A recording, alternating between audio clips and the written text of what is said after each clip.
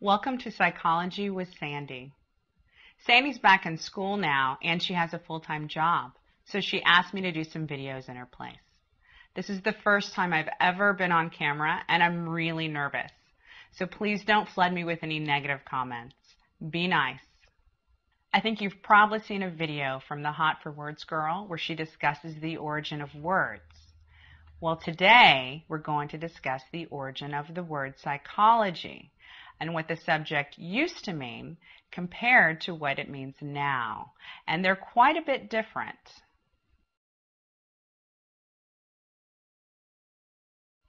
So the word psychology comes from two words. Psyche, meaning the mind, the soul, or breath, and ology means the study of. So the word literally means the study of the mind, the soul, or breath. And I'll explain breath a little bit later. So the word psyche, literally meaning the mind, is what we use to make the words psychic, psychiatry, psychology, psychedelic, and psychotic. So the thing that I want you to really understand is that when the Greeks referred to a psyche, they were talking about a literal thing, like a dog or a brick or a tree. They weren't referring to some theoretical concept or some imaginary thing. It was an actual thing. So what the Greeks were actually referring to were things like your memories, your imagination, your perception of self, your feelings, and your thoughts. A good example would be if you lost your arm or your hand. Your body might not be functioning like it used to, but you would still be you. So in essence, what they were trying to say is it was anything that was non-physical, like your personality and your feelings. In philosophy and psychology, we make a distinction between the mind and the brain.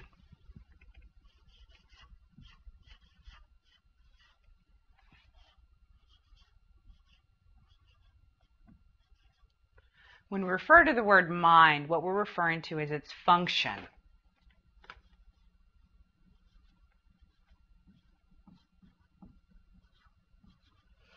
And what I mean is if you get a picture in your mind of something you did yesterday, or if you're trying to solve a problem, where we're talking about function. When we talk about the word brain, what we're referring to is the structure.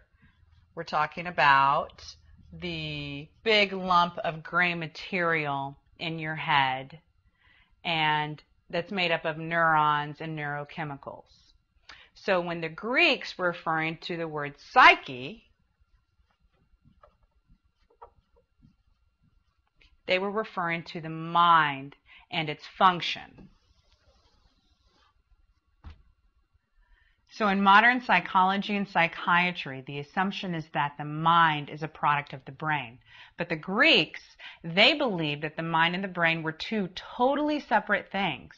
They believed that the brain was a cooling system for the body, whereas the mind was actually stored in the chest. And that's why today we still have sayings like, I love you with all my heart.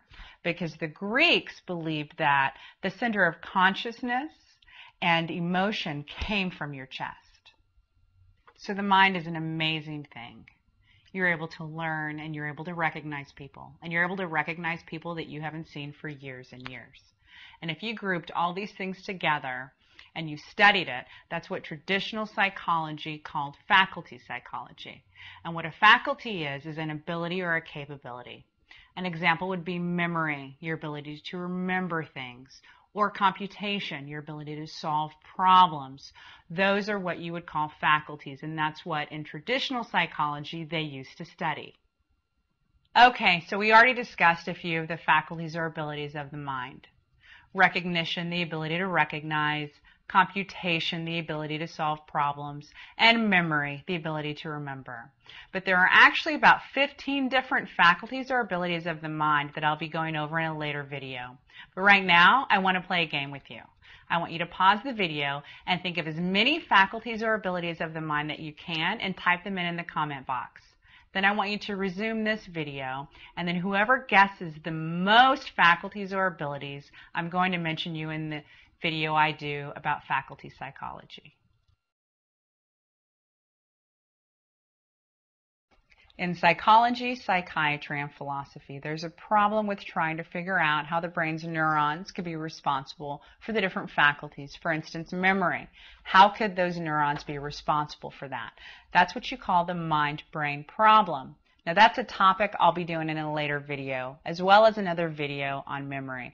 But for now, I just want you to be aware that the mind-brain problem is a problem. So much so that there is no working model right now for how the neurons could be responsible for memory. So I told you earlier that I was going to go more in detail about how psyche means the mind, soul, and breath.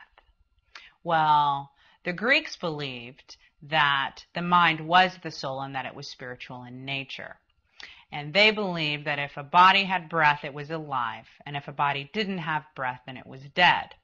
Of course, from the Bible and Christianity, it states that Adam's body was made out of mud or material, and that God breathed life into Adam.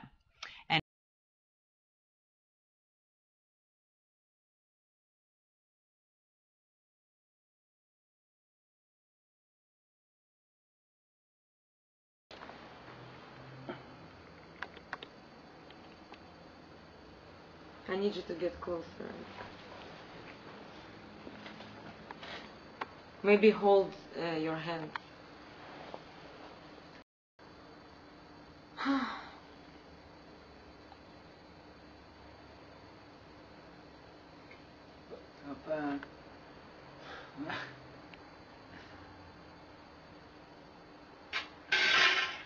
Whoa.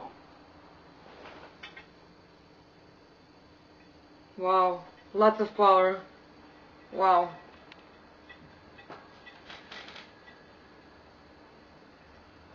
Wow.